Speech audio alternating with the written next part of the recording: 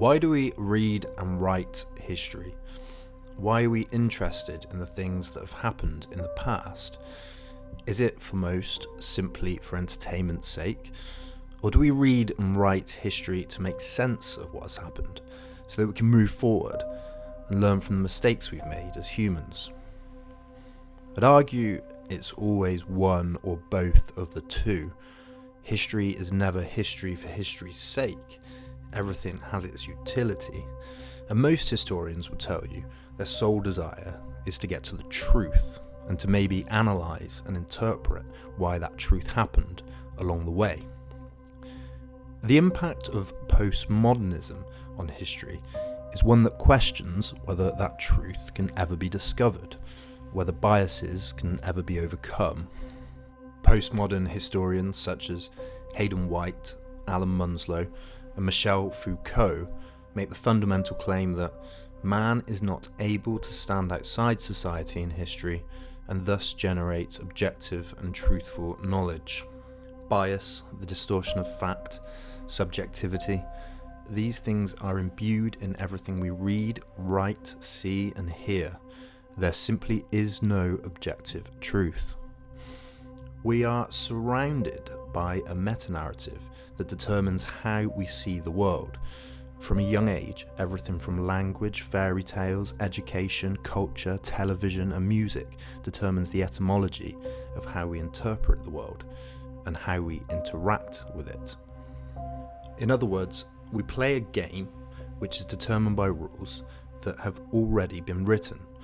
We have to use dice and play by those rules, even if we think we are occasionally breaking them. If we didn't, the game simply wouldn't make any sense. We need norms and rules and a shared interpretation of the world for us to effectively communicate and interact with one another.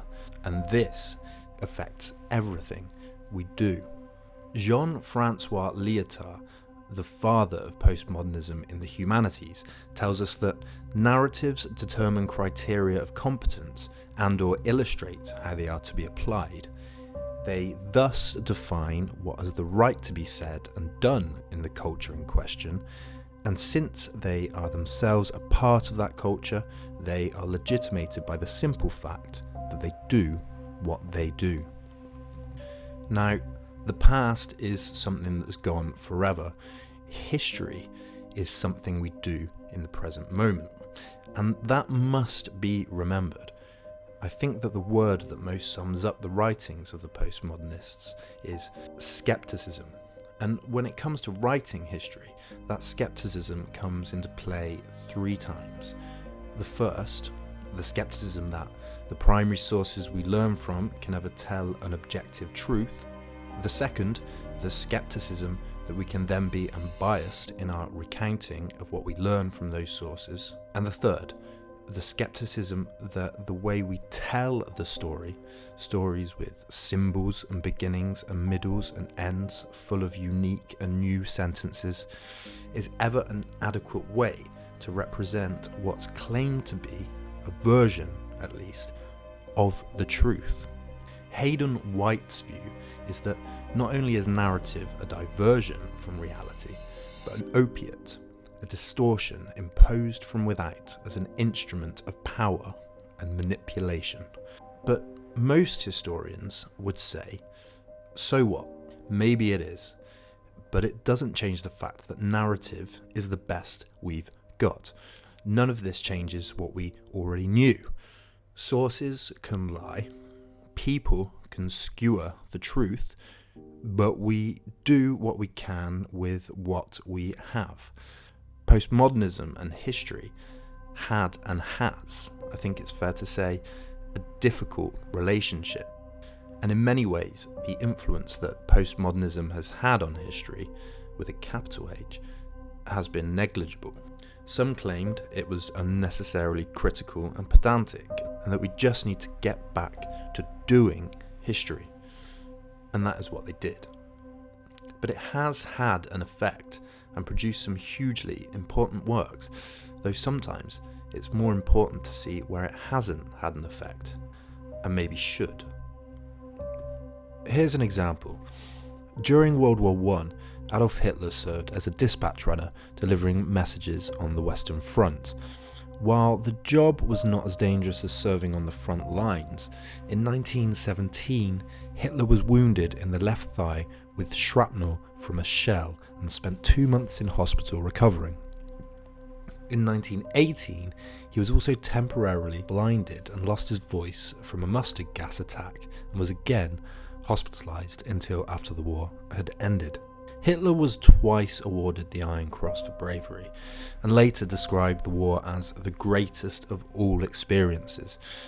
Now, if a man could be described of as unreservedly evil, Adolf Hitler would certainly be one of the top candidates for the description. And of course, it's the job of the historian to meticulously analyse every part of what they're studying. But there's a tendency in the literature for historians to try and discount the idea that Hitler displayed courage and deserved the Iron Cross. In his biography, A.N. Wilson tells us that it used to be believed by historians that Hitler was, if not a war hero, then at least a conspicuously brave frontline soldier. A.N. Wilson goes on to call those who performed Hitler's job as office boys in military uniform. He tells us how easy the job was, how Hitler was taunted by his regiment for being a strange bird, and how he was slavish towards his superiors. The historian Thomas Weber makes use of a letter written to Hitler by a man who served with him, reminding him that all the soldiers in the trenches thought that those serving with regimental HQ were already rear area pigs. Now, there's a lot of evidence that can be used and misused to paint Hitler's wartime experiences in a positive or negative light. It's clearly near impossible to tell how courageously someone was acting in a war 100 years ago. I mean, are the authors of these primary sources being sycophantic? Who judges courage in a war situation? Is memory skewered? There are hundreds of questions here. But note how one historian's reference of any soldiers serving behind the front lines as rear area pigs can be spun to fit the idea of how we think about someone like Hitler. How that particular phrase, which is only mentioned in one letter and referenced by one biographer out of hundreds, gets chosen to fit a narrative that conforms with our idea of evil. Because evil can't be courageous. Evil, like a bully, must be fearful and scared on the inside. And I would argue that millennia-old meta-narratives derived from religions, fables, and a sense of otherness have imbued in us an unhelpfully archaic notion of good and evil that allows us to distance ourselves from heinous acts. And that's the problem. It distances us from the act. We can tell ourselves, with the help of narratives like this, that this would never happen to us, or near us, or because of us. Because Hitler, as A.M. Wilson says, is a freak, a satanic oddity, a demon. Except he wasn't. He was just a man, like us. And ignoring that could lead to complacency when we're trying to make sure that history doesn't repeat itself.